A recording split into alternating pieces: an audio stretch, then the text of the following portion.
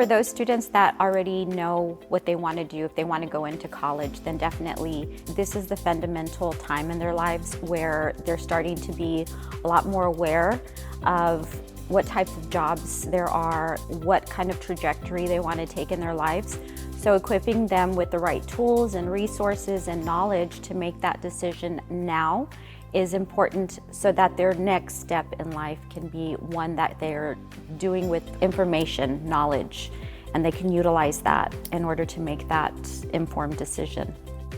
Something new that I learned was being able to make a resume like the correct way, like go about it and like what to list, like the experiences and skills, and also learn about the different types of interviews that exist that I didn't know about. I feel that this new information is gonna help me when I continue on in my career. I know now what to expect and what I need to do to succeed in landing the job and getting that career.